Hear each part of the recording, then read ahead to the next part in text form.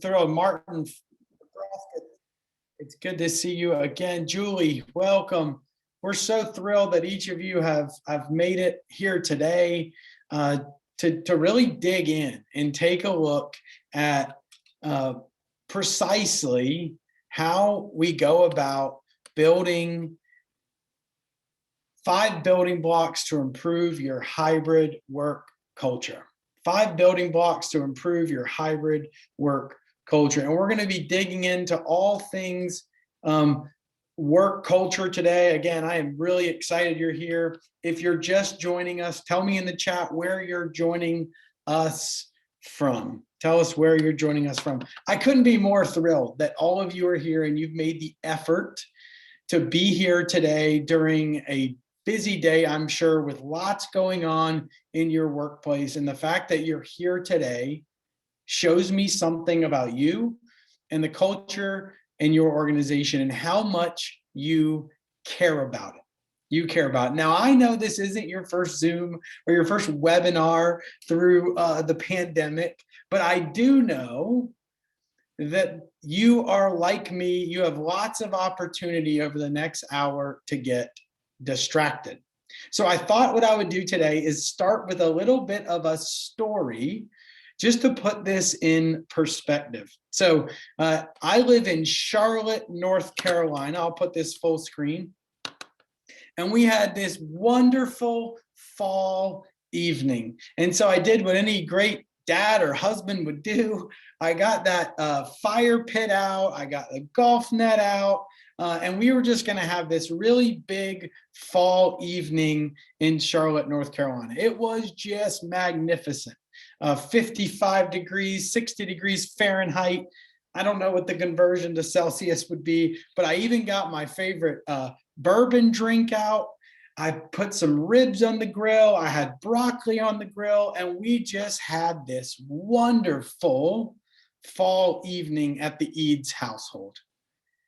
Now, what happened is I got distracted by all of this fun that evening.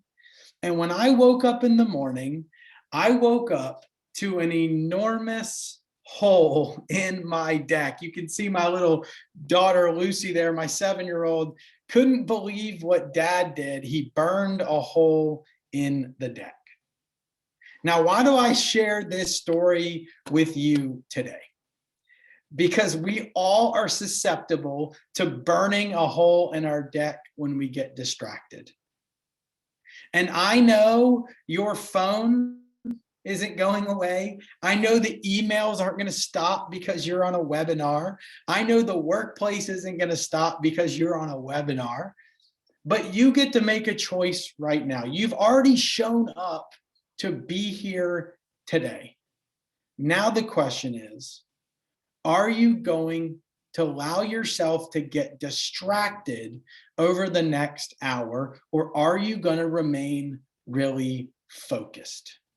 So what I'm going to do right here is I'm going to go into my phone, right? I'm just going to show you what I'm doing. I'm going right into settings. I'm going into airplane mode. I'm turned on airplane mode. If you're going to be really locked in with me for the next 45 minutes or 50 minutes to get a lot out of your culture and look for ideas to improve it, just tell me yes in the chat. Tell me yes in the chat if you're not going to burn a hole in your deck over the next hour. Yes, I love it. You guys are lighting this thing up. Wonderful. And just because it's absolutely yes, Karen's going to try her best. Again, I love it. Fantastic. I see all those yeses.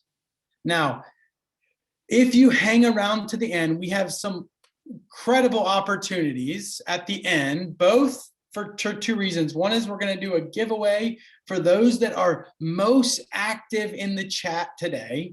We're going to have a great giveaway at the end, so make sure you hang around to see if you win, if you are an active participant. And 2, we have an incredible opportunity at the end to measure your culture and your organization. So be sure to stick around to the end and to be an active participant.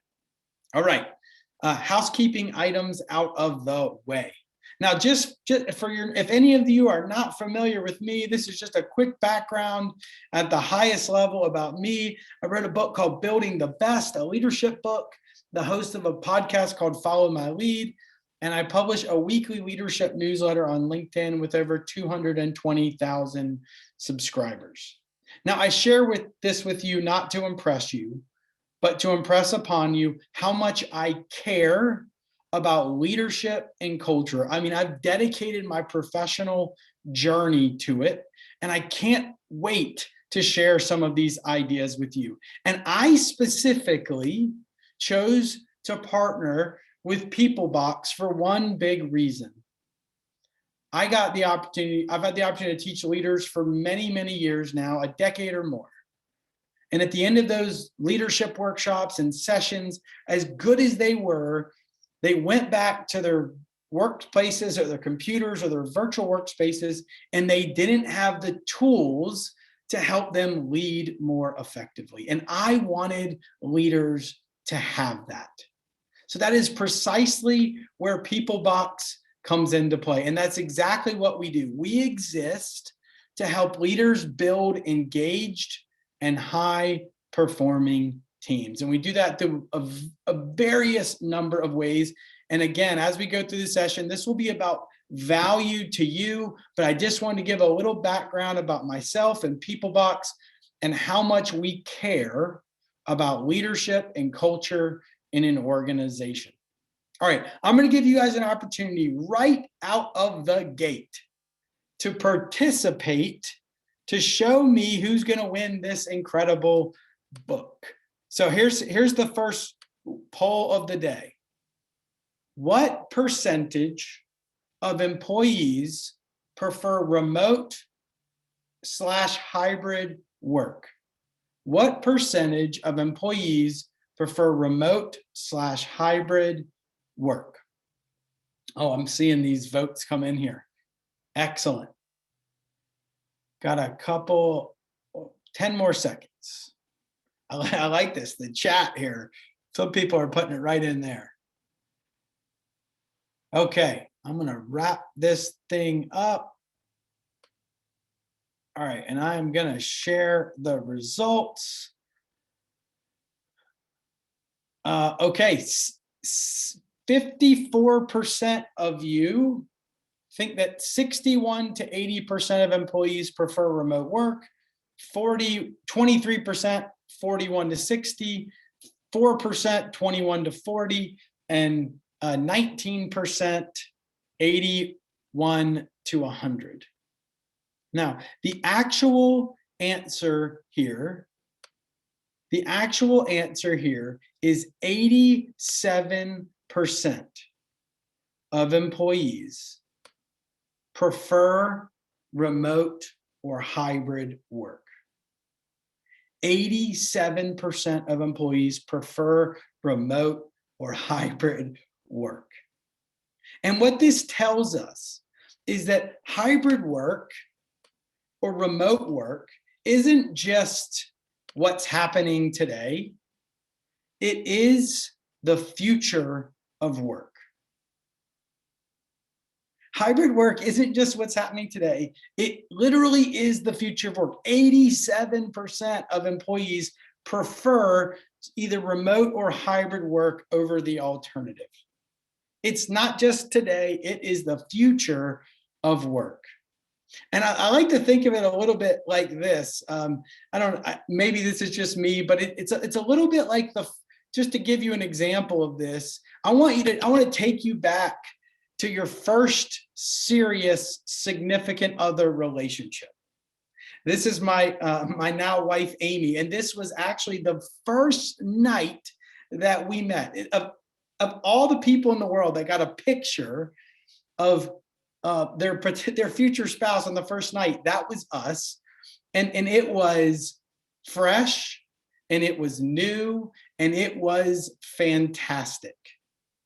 And if you were anything like me and your first real relationship, you celebrated the 1-week anniversary with flowers, you celebrated the 2-week anniversary with chocolate, You celebrated the 4-week anniversary with a fancy dinner. I mean, because it was new and it was fresh and it was fantastic. And then what you start to realize as time goes on is that all of a sudden, that newness and that freshness starts to wear off. And then one day you're in the kitchen 10 years later, and all of a sudden, instead of this new, fresh, and fantastic relationship, you're in the same room with your wife, and all you're doing is breathing, and she's calling you Darth Vader. Okay, all you're doing is just simply breathing, and she says, "You sound like Darth Vader." Now, okay, maybe I'm just projecting here a little bit, but hybrid work and remote work is very similar. It starts new and fresh and fantastic, but it was great for the first 6 months or 12 months, and we realized we could do it. And now all of a sudden, this is just our new reality. So you could start to think of it a little bit like a rubber band. You can kind of see this rubber band that I have here. Originally, this rubber band was about half of this size. It was about half of this size. I'll hold it up here.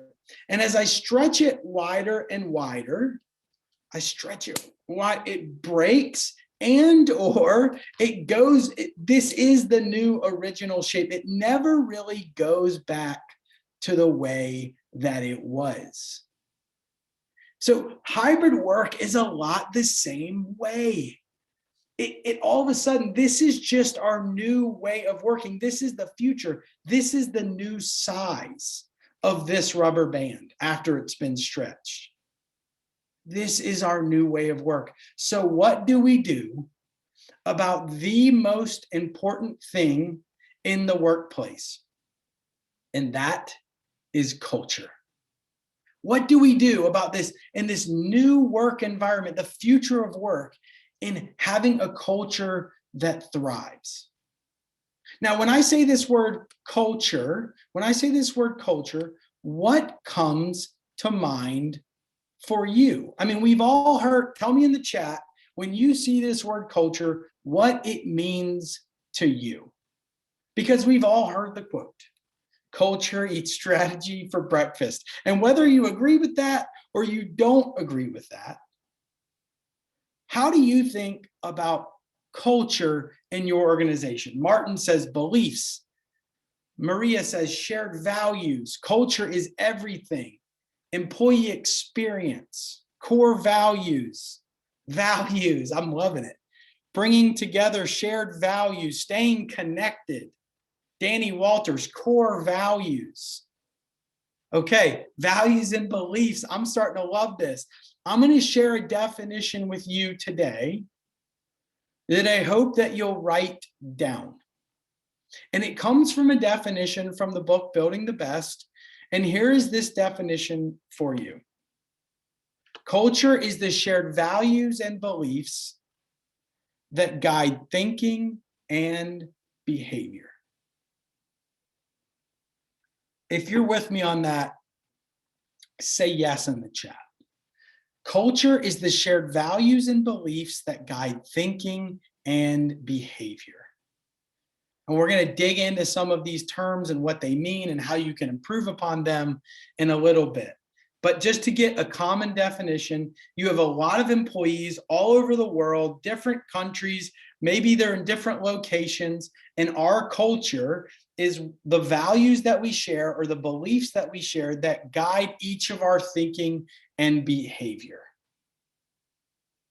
It is everything for an organization that has lots of people. Now, if you're a company of one, your culture, it is important, but it's not nearly as important as if you have a team full of people where you're trying to align the thinking and the behavior of people in the direction that you want. So the natural question becomes, who is responsible for this culture in your organization? Who is responsible for the culture in your organization? Tell me in the chat. Who is everyone? Julie says everyone. Kelsey says leadership. Jarvin, Donnie, I love that. I am obsessed with that answer. Every single individual. Okay, and I think somebody just got it here. Okay. When you start to think about culture, you could think of it this way. Who is responsible? Leaders are responsible for the culture. That culture produces behavior from everyone, and that behavior produces our results. Every single person has to be bought into that culture because it's going to dictate their behavior. You are a part of this culture, no doubt about it. But the leaders in an organization, whether you're the CEO, a president, a HR executive, a team lead, I mean, you can start to think about your specific situation. This is from my good friend Brian Kite, and you start to think about this as leaders create the culture, culture produces behaviors from people, and that behavior turns into results. And if you take nothing else from today, I want you to take away this. Your organization's culture is being molded every single day by what people believe, how they act, and the way that they connect with each other. Culture is not this static thing that we do one time and it exists forever. It is being molded every single day, whether you like it or not. Whether you like it or not. So here's the question that I have for each of you in terms of a poll. How has your culture changed since the start of the pandemic? Has it gotten better? Has it gotten worse? Has it stayed the same? Not sure. Good question. Not sure. Good question. How has your company or team culture changed since the start of the pandemic?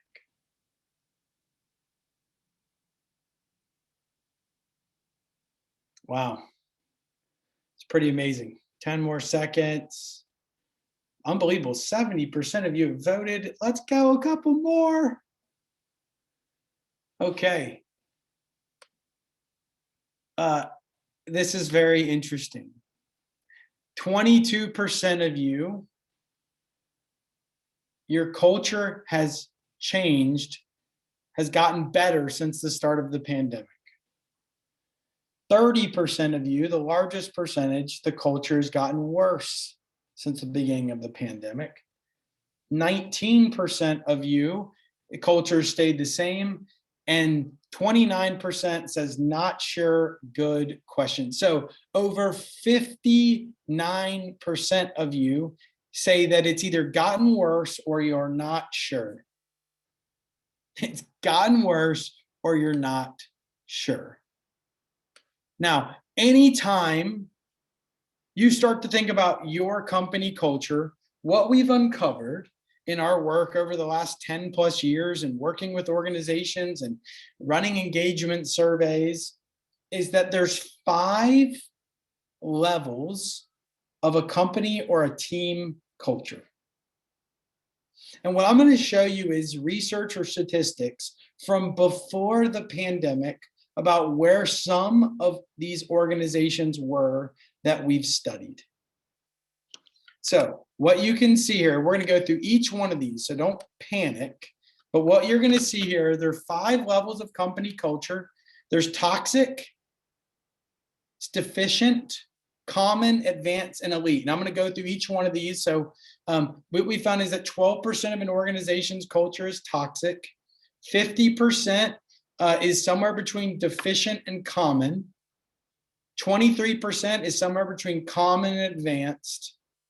12% between advanced and elite, and then 4% of organizations have an elite company culture. So when you start to think about where your organization is, I don't want you to answer this yet. You're going to get the opportunity to do that. But I want you to be thinking about if it got worse or it got better, or you're not sure, where is your organization's culture today? So I'm going to give you a couple of examples here. A great example of a toxic culture for those of you in the US would be Toys R Us. This company went bankrupt. Employees couldn't stand working there. It went downhill fast. You would pull into their parking lots and there would be trash everywhere. There wasn't a lot of pride going on. It was a very difficult place to work. And if you're curious or you think this might be your organization, again, no judgment, but if you think this might be your organization, you might see or experience some of these things. You might have a loss of good talent, high turnover rate, a real churn and burn mentality. There's very little sense of belonging, and there's a poor public perception with customers because they just think this organization only exists for the lowest price. That's level one, toxic company culture. Churn and burn, really high turnover, no sense of belonging. Level two is a deficient culture. A good example of this is some of the airlines. Some of the airlines out there, like a United or an American, not Southwest, not Southwest. So you start to think, what are some of these exhibits of a deficient company culture?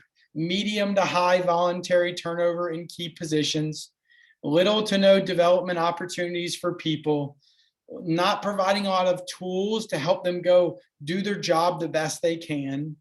They're very, very reliant on the old ways of doing things, and there's very limited innovation. Deficient company culture. All right, level three is a common company culture, and a company that I like to think of like that is like a Chipotle, a fast casual restaurant. You can think of kind of a common company culture as low to medium turnover. There's perks created or added to create this illusion of a really great company culture. They have a little bit of challenge attracting top talent, but they certainly have talented people in the organization. But this is one of the best indicators. A few people carry the weight for the many. It's not a team full of high performers or a team full of really good performers. It's some really high performers, and they're carrying the weight of a lot of average performers. Okay, that's level three. Level four, you can think of kind of as a Starbucks. One of my favorite leaders of all time, their CEO, did a fantastic job creating a culture to support his people from the very beginning. I mean, there's stories of him closing down all of Starbucks for an afternoon for training. I mean, do you realize how much money that cost them? But he knew it was the right thing to do. An example of a level four advanced company culture, lower than average turnover. They're a leader in their respective industry. Customers often refer business to them because they think really highly of their people or their work. And the employees that work there know they matter. Advanced company culture. And then lastly, level five, elite company culture. And I don't know, there's a better example of this. If you're in the US than Chick-fil-A, you can see this. People are camping out for the opening of this Chick-fil-A restaurant.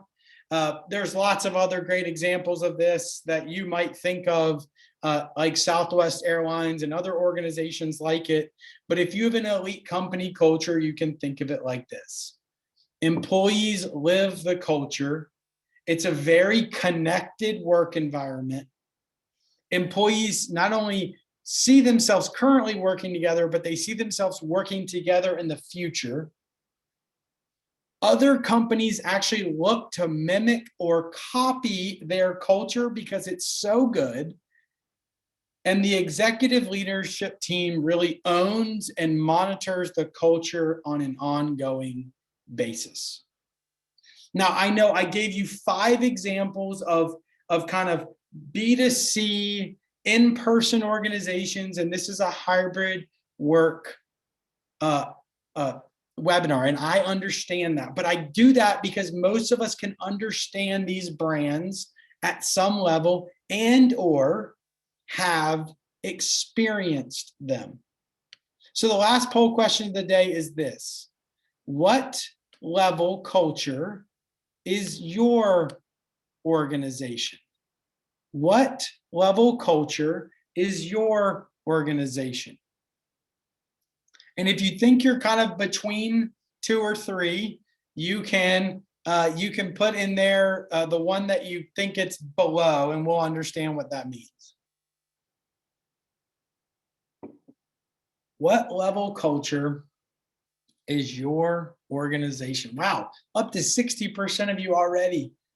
Let's see if we can beat last time. Can't tell, I'm very competitive. Above 70, fantastic. All right, I'm gonna go ahead and share this. We'll close this out. This is fascinating. All right, so what we found here is that 1% is a level 1 or a toxic company culture. 15% is deficient or a level 2. Level 44% or the most amount is a level 3 common culture. 37% level 4 or advanced culture, and 3% level 5 elite culture. Now, I asked this question for one big reason. When you see this on the screen, what do you see? Tell me in the chat what you see. An acorn, an acorn, an acorn, an acorn. So, and you guys have potential. Somebody nailed it. Who was that? Wait,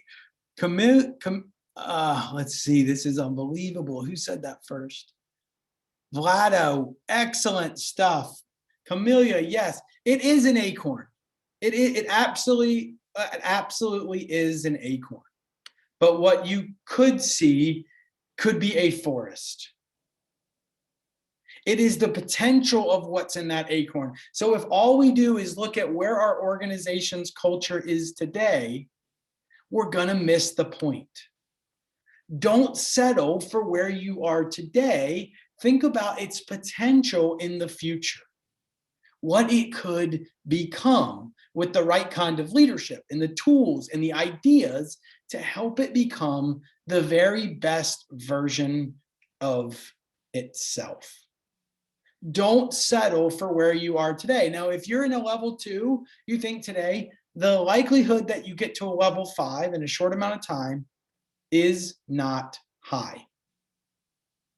But it is likely that if we go through some of these ideas that we're about to go through, we could get from a level 2 to a level 3. Or we could get from a level 3 to a level 4. Or a level 4 to a level 5. It's small incremental gains that we know are going to make a really big business impact on our company. Just think about this. If you lowered the voluntary turnover rate in your organization, how much would it save you? How much would it save you? If you had more people performing and engaged, what would the performance of your organization look like differently than exists today? So before you just start thinking, culture's no big deal, John. Culture is going to make a dramatic impact on your business or in your team. So what I'm going to go through today, I'm going to share 5 things that you can do to improve your hybrid work culture.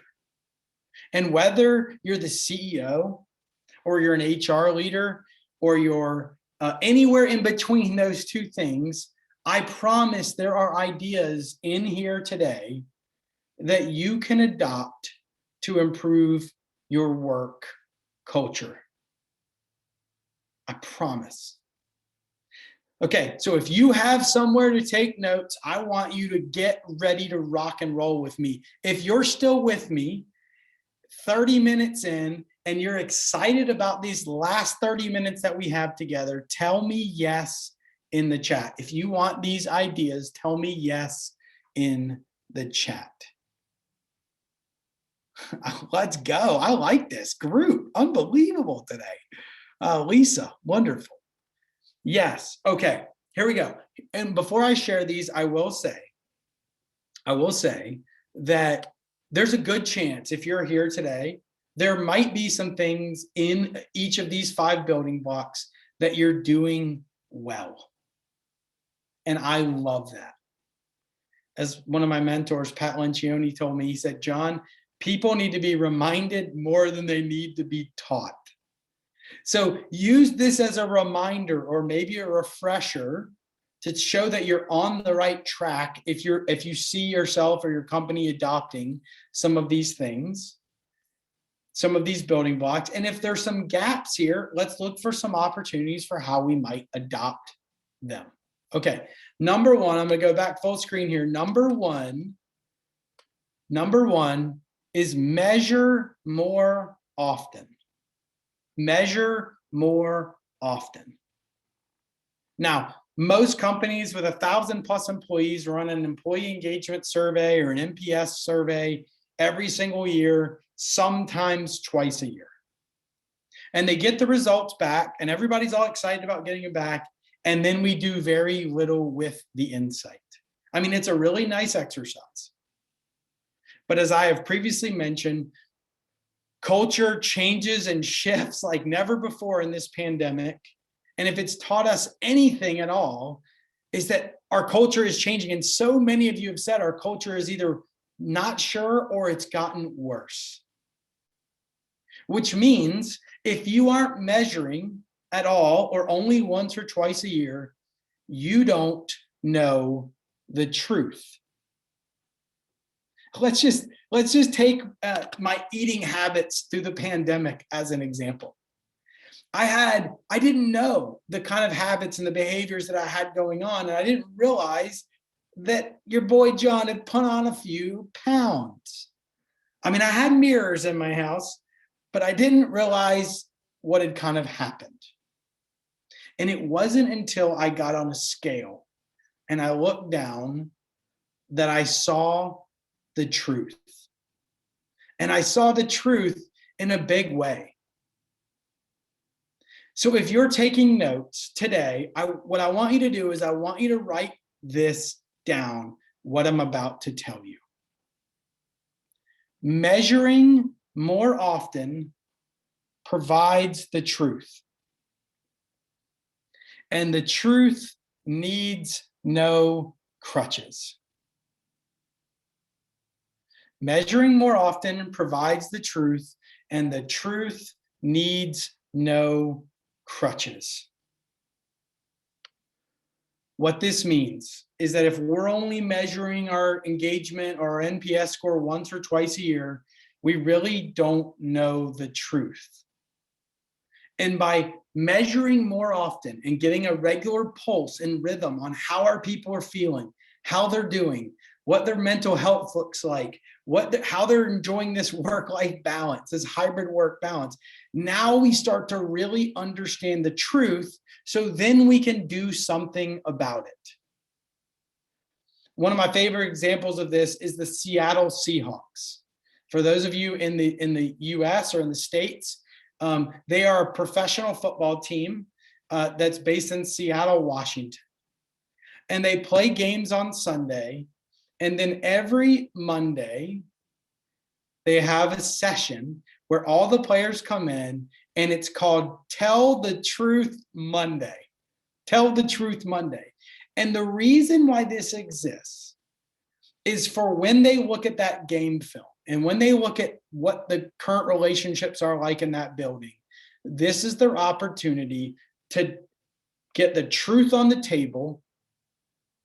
So it won't be so fiction, it won't be a crutch for us moving forward. If we know the truth, we can do something about it. If we don't acknowledge the truth, we can't do anything about it.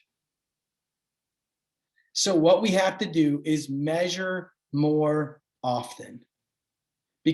Because when we get to the truth needs no crutches. We can do something about it once we have the truth. Now, again, whether you're using Peoplebox, I know we have a lot of customers on the call today, whether you're using Peoplebox or not, I want you to start to think about, how are you measuring more often, or what could we do to measure more often in the future? So here's a couple ways that we do this with our partners. Again, this is just how we do it. It doesn't mean you have to do it this way. There's a lot of ways to eat an elephant. But one way to do that is through automated engagement surveys with full self-control. So you can send it out, you can measure different things, you can change the types of questions, you can even set the schedule that you want to get feedback from your people.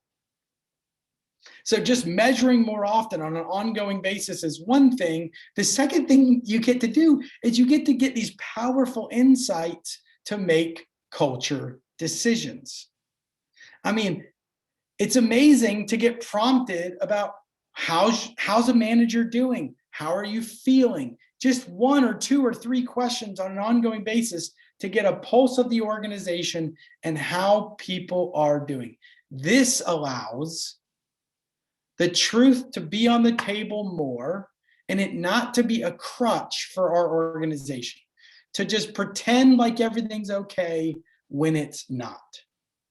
So the first building block to improve your hybrid work culture is to measure more often. Whatever tools you use, it doesn't matter. Measure more often. It could be a quick survey, it could be anecdotally. There's a lot of different ways to do it. Make sure you're measuring more often. Okay, number 2 is to manufacture human connection. Manufacture human connection. Because what happens when we're all in the same location, going to the same office building? There's no way around it, but genuine and authentic relationships form. Whether it be from us grabbing a coffee together, or walking to lunch, or having a putting contest in the hallways, there's so many opportunities to create these bonds of human connection. And while this can happen in a remote or hybrid work setting, there is a good chance that someone that was hired in the last 18 months hasn't even met their boss in person, or they haven't been to lunch with one colleague. Now, that might seem insignificant, but if you have high turnover at all, this is one of the culprits. To prove this, you can go, there's a psychological study called The Need to Belong. And what it proposes is that people's sense of real social belonging is a fundamental need that's required for us. And what this research found was that the quality and the quantity of social relationships, get ready for this, is linked to our mental health, our morbidity, and our mortality. I don't know a better way to say this to you, but solid connections at work are as important to food, shelter, and water. So if you think that we're going to go create a great culture without manufacturing human connections, we're making a mistake. We're making a big mistake. And this is what I want you to write down today. This is what I want you to write down. Employees leave when they don't feel connected and heard. Employees leave when they don't feel connected and heard. I mean, this is evident across the board. Just recently, a customer we work with, a very high performing leader left because she got a new boss and she didn't feel heard or connected to that new boss, and she just gave up on the organization, and they lost an extremely high performer. Part of your job, if you're an HR, you're a CEO, or you're a manager of a team, we can't just hope people connect. We have to manufacture the human connection. As one of my mentors, Rick Page said, he says, hope is not a strategy. We have to manufacture ways to create human connections in our organization. And at the very least, we have to teach our managers how to get to know their team members better so they feel known and heard. So here's a couple ways that we do that here at Peoplebox. We don't just measure the culture, we close the engagement loop. So if someone tells us something that isn't good in those surveys, instead of just not knowing who it is, we actually have anonymous messaging built in. So an HR or a manager doesn't know who they're talking to, but what they can do is they can ping them to find out what they mean, what's going on. And it creates this closed loop mechanism for feedback. And that's not all we do. It's also seamlessly connects to Slack. So it creates this pathway for people to connect authentically or manufactured directly where they're connecting with each other right now. Even put some great rapid fire quiz and things to get people to know each other better and manufacture these real human connections. Okay, so number 2, manufacture human connections, because employees leave when they don't feel connected and heard. All right, number 3, communicate values virtually. Communicate values virtually. Most organizations spend a significant amount of time defining their values or their purpose for existence. Values are simply the fundamental truths your organization believes to be true. Okay, that's all they are. And so many of you said values, values, values around culture. And I would say many organizations have done a fantastic job defining their mission and their vision and their values because they're plastered on their walls in the office and their team members got the opportunity to see them every day. Well, what happens when no one goes back to the office? Think about that. Are they forgotten? Do the values or the purpose or the mission need to change? Because now we're not seeing them every single day. So if you're going to go improve your hybrid or remote work culture, communicating values virtually becomes essential. You could think of it this way. The values you communicate determine the behavior people demonstrate. The values you communicate determine the behavior people demonstrate. I like to use this example. You might have your own, but I think this is a wonderful way to think about this. It starts during the onboarding process. I mean, it starts if virtually, how often are you talking about the values of your organization, your team with your people? It starts right out of the gate.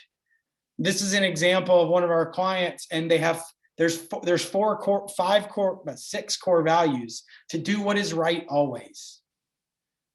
This isn't just, you could say to do what is right always. You could say, you could use the virtue of honesty. But no, it's descriptive in letting these new team members know that we do what is right always, not just honest, always. to do things that make you uncomfortable. That is a core value of this organization, to work harder and faster than the common professional. Leadership starts with yourself. You start to get the idea here. These are 6 core values that define the behavior that's expected out of each person in that organization. Not just writing on a wall, but communicated through a behavior that we should look to experience and or see. So if you want to improve your hybrid work culture, think, when's the last time we've shared our values across the team or the organization virtually? And what did people experience when it was lived out? It's a good chance we need to refresh those values if the team has been remote for 1.5 years and we haven't talked about them since. All right, number 4, we're almost there. I know you're still with me. I see you and I appreciate it. If you're ready here, number 4 is clarify goals and objectives. Clarify goals and objectives. Because what happens in remote or hybrid work settings are employees that have great managers and leaders that are really effective. They don't struggle. You can actually take Microsoft. Microsoft did a fantastic study called Microsoft's Work Trend Index. And what it showed is that 30,000 global workers self-assess their productivity as the same or higher than prior to going remote. And the Microsoft annual employee survey showed very similar results. Basically, what it says is, I'm just as productive, if not more productive, in a remote or hybrid work setting. And as good as this sounds, just because you're active doesn't mean you're successful. Just because you're active doesn't mean you're successful, because what remote and hybrid employees need more than ever is not just work for work's sake, but to know that their work is meaningful and they're achieving something because of their effort. We're not hamsters on a hamster wheel. We have this thing 6 inches between our ears, and we want to use it because we know we're helping advance whatever the cause is or the goals or the achievement. So you could think of it this way. Employees are more engaged when they know they're being successful. Employees are more engaged when they know they're being successful. And while this is easier in sales or marketing roles where it's easier to measure, team members in every role shouldn't guess whether they're being successful or not. A couple of the ways we do that at Peoplebox is we have one-on-one meetings where team members and their manager know what we're talking about and what the action items are coming out of that meeting. We're actually rating the individual, and the manager is rating how they're performing and how productive they are on a weekly level basis. And then lastly, maybe the most important thing is the ability to align and track and achieve core goals through OKRs or some process of goal achievement so people and teams know if they're being successful. Okay, last one of the day. The last way to really improve the 5th building block to improve your hybrid work culture is to create culture champions. You can take James Franklin, the head football coach at Penn State, as an example. His team comes in, and last year they were remote. And so what he did was he created an award for the player that best lived out the core values of his team and his organization, and he gave it out in front of the entire team, and they made an enormous deal out of it. Now, this might seem, we do awards. Do you do them the same way you did them pre-COVID, pre-going hybrid? In an organization that I helped a long time ago, they actually gave out an award, and they had a big plaque on the wall, and it was named after one of the founders that best lived out their core values. And each year, one employee would get that award, and they would get their name on the plaque right inside the wall. Well, guess what? That office is now closed, and that award is no longer given out. But it's missed sorely. So if you're going to go create culture champions, we've got to give out awards and recognition for the team members, even if they're remote, who are best living out our culture. You could think of it like this: recognizing culture champions provides a clear expression that you are committed to culture. If your organization gives out any kind of culture award, just tell me yes in the chat or no in the chat. Because if we're looking for really fast-paced ways to energize and be committed to our culture, giving out an award is a fantastic way to get people fired up to live out these values and beliefs on an ongoing basis. I like Jennifer. She says, not yet. I love that. I love that. Not yet. That's one of my favorite lines of the day. So here you have the 5 from today. Measure more often. Manufacture human connection. Communicate values virtually. Clarify goals and objectives, and create culture champions. If you're looking for ways to improve your culture, and that's why I show, if you see things that you're doing well, fantastic. If you see some opportunities for growth and improvement to move you from a level 3 to a level 4 culture, amazing. If you see something that might elevate you from a level 4 to a level 5, test it, adopt it, try it. I hope these ideas and these strategies are helpful for you or your organization moving forward in improving your hybrid and remote work culture. Because remember, it's not just the current work environment, it is the future of work. We have to do things differently because it's never going back the same way it used to be.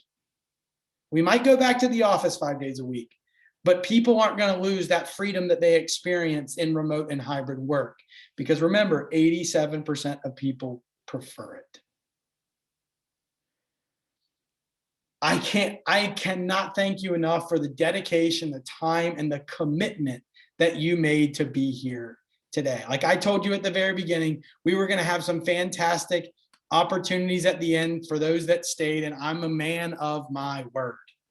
I'm a man of my word. So what you're going to do, just for opportunity this work, we're going to give away a couple copies of Building the Best for those that have participated the most, and we will let those winners know over email of who won the copies of Building the Best.